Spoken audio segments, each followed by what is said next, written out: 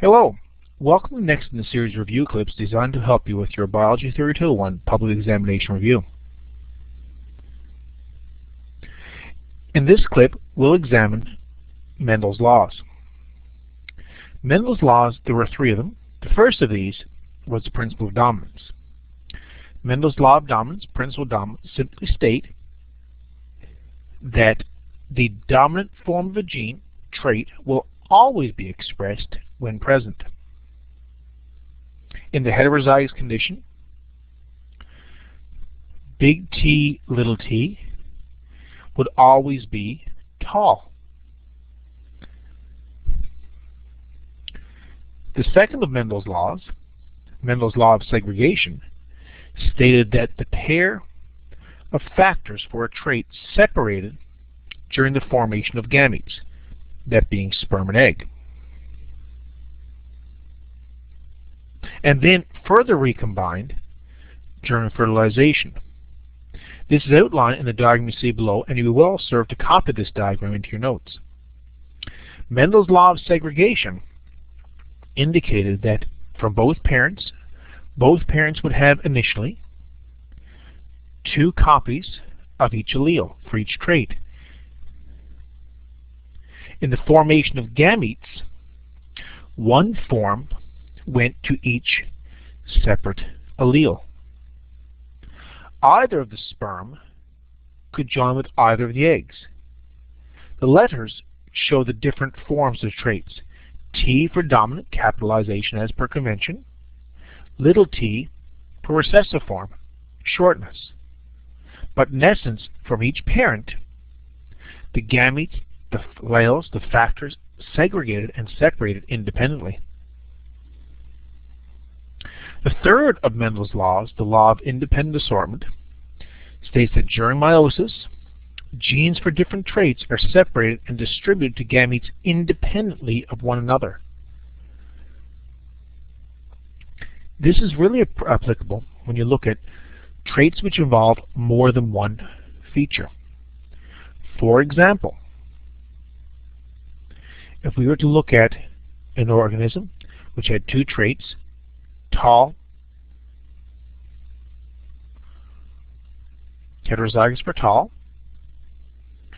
and red, heterozygous for red.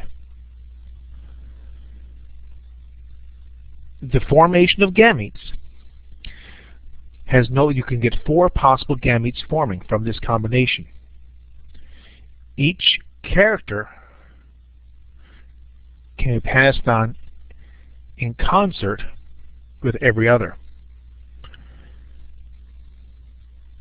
There are four possible gametes from this arrangement. Gamete 1 could have big T, big R. Gamete 2 might have the same big T but paired with a little r. Third possibility,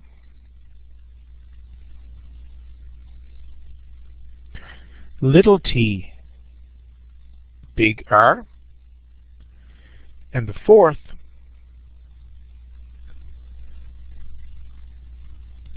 little t, little r. The segregation or separation of the first trait has no bearing on the segregation for the second.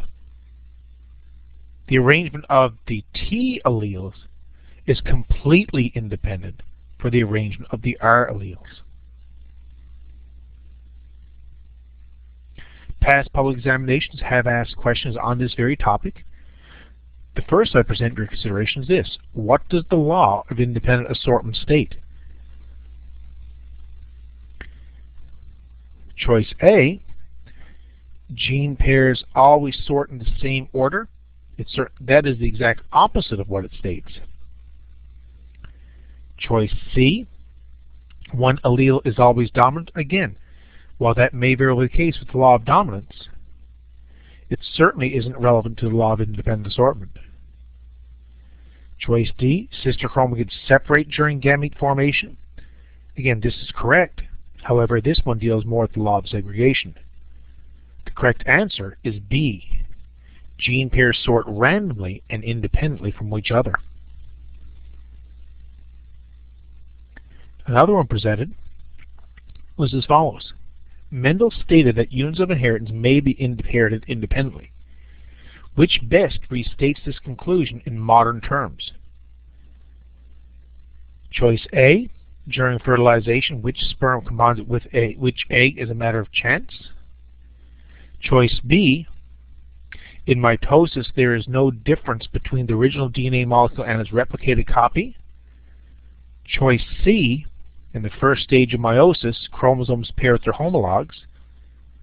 Or choice D, in the first stage of meiosis, the segregation of one pair of chromosomes does not affect the segregation of other chromosomes.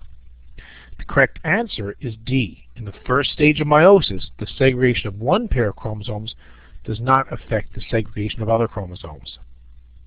In other words, they occur as two separate independent events.